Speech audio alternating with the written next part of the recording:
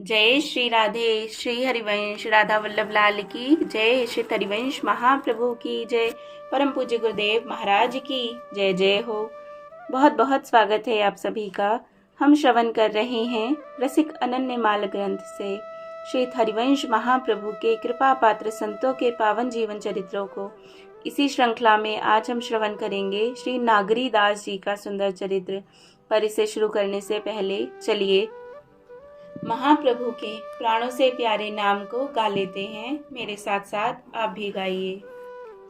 राधा राधा राधा राधा राधा राधा राधा राधा राधा राधा राधा राधा राधा लाडली राधा किशोरी राधा लाडली राधा किशोरी राधा राधा राधा राधा राधा राधा राधा राधा राधा राधा राधा राधा राधा राधा। जय श्री राधे। श्री हरिवंश श्री नागरी दास जी। श्री राधे। नागरी दास जी बेरछा बुंदेलखंड के रहने वाले थे और पंवार क्षत्रिय थे। बाल्यकाल से ही इनके मन की वृत्तियां भगवत भजन के प्रति आकर्षित थी और ये किसी सद्गुरु की तलाश में थे। भाग्य से स्वामी श्री चतुर्भुज दास जी से इनकी भेंट हो गई और उनके साथ हुई रस चर्चा ने इनके मन को वृंदावन का अनुरागी बना दिया। इन्होंने उनके साथ वृंदावन आकर गोस्वामी श्री वनचंद्र जी से दीक्षा ले ली। नागरी दास जी किसी राज परिवार से संबंधित थे और वृंदावन आते समय ये अपनी संपूर्ण संपत्ति अपने साथ ले आए, जिसे इन्होंने यहाँ गुरु गुरुकुल एवं हरिजन की सेवा में लगा दिया।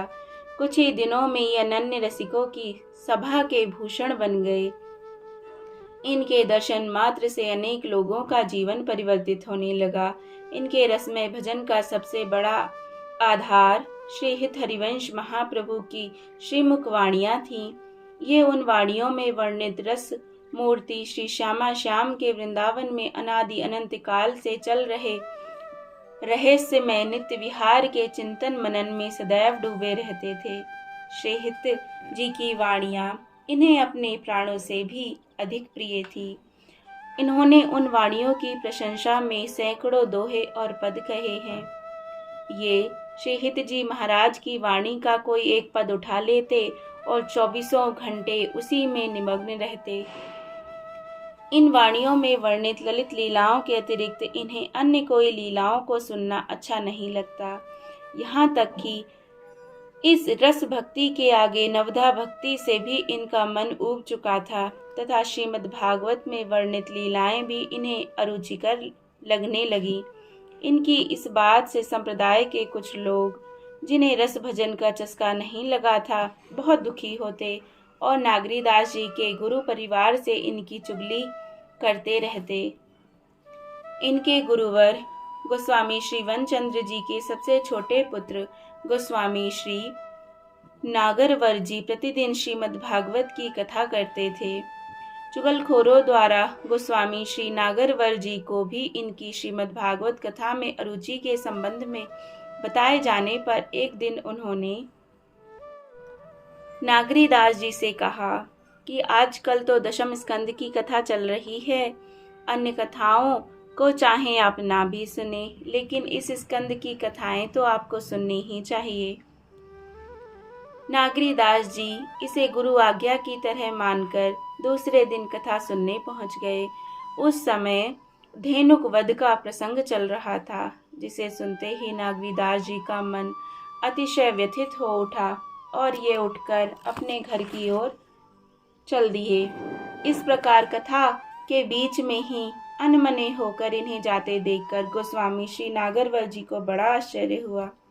उन्होंने इन्हें रोककर सानुरोध पूछा कि आप अचानक कैसे चल दिए? क्या किसी ने आपको कोई कष्ट दिया? इनके कोई उत्तर न देने पर तथा मौन खड़े रहने पर गोसाई ने इन्हें अनेक सौगंधें देते हुए जब इसका कारण जानना चाहा, तब ये सभी के सामने बोले, जब आप धेनुक वध की कथा कह रहे थे, उस समय में श्री हित प्रभु की श्री चतुरासी जी के 7वें पद, आज निकुंज मंजू में खेलत नवल किशोर नवीन किशोरी की भावना कर रहा था। उस पद में रस सागर श्री श्याम सुंदर, रूप सौंदर्य की सीमा मानवती श्री राधा की ठोड़ी को सहलाकर उनको मना रहे थे। उसी समय मेरे कान में आपके ये शब्द पड़े कि श्याम सुंदर ने गधे के रूप वाले धेनुकासुर के दोनों पिछले पैर पकड़कर उसे दे मारा। यह सुनकर मेरा रोम रोम जैसे जलने लगा। मेरे मन में बार बार आने लगा कि 84 जी में वर्णित रसिक शेखर श्री श्याम सुंदर के नवनीत से कोमल हाथ, जिसमें श्री प्रिया जी महाराज का रूप रस सागर चारु चिबुक शोभायमान है, उसमें भला गधे के पैर कैसे शोभा दे सकते हैं। चिबुक सुचारु प्रलोई प्रबोधत, तिनकर गदहीन पग क्यों सोहत। गोस्वामी श्री नागरवर जी ने नागरीदास जी के हृदय के रसमय भाव को जानकर एवं इनकी रस भजन से प्राप्त रस स्थिति को समझकर इन्हें अपने हृदय से लगा लिया और फिर कभी इनसे श्रीमद् भागवत कथा सुनने का अनुरोध नहीं किया। साथ ही इनकी निंदा करने वालों पर कुपित होते हुए उन्हें अनेक प्रकार से समझाने की चेष्टा भी की। इस घटना से श्री नागरीदास जी के हृदय में अत्यधिक ठेस पहुंची। इन्होंने उसी वेदना को एक दोहे में व्यक्त करते हुए कहा कि जिनके बल पर मैं श्रीहित धर्म के पथ पर बेधड़क रूप से चलने का साहस कर रहा था, वे शत्रुओं जैसा व्यवहार करने लगे हैं। ऐसा लगता है कि तरकस के तीर शत्रुओं का वध करने के लिए उपयोग में लाए जाते हैं, वे सांप बनकर स्वयं को ही खाने लगते हैं। जिनके बल निधरक होते तेई बैरी भयवान, तरकस के सर सांप हैं फिरी फिरी लागे अखान। कुछ हित धर्मियों की ईर्ष्या से भरी भावना से बद्ध होकर नागरीदास जी वृंदावन छोड़कर किसी दूसरी जगह जाकर रहने का विचार करने लगे। तभी उन्हें श्री 84 जी के एक पद की यह पंक्ति, ये दो खोर खिरक गिरि गहवर, बिहरत कुंवर कंठ भुजमेली, याद आ गई और इन्होंने निश्चय किया कि जहाँ पर प्रिया प्रीतम विहार करते हैं वही तो वृंदावन है।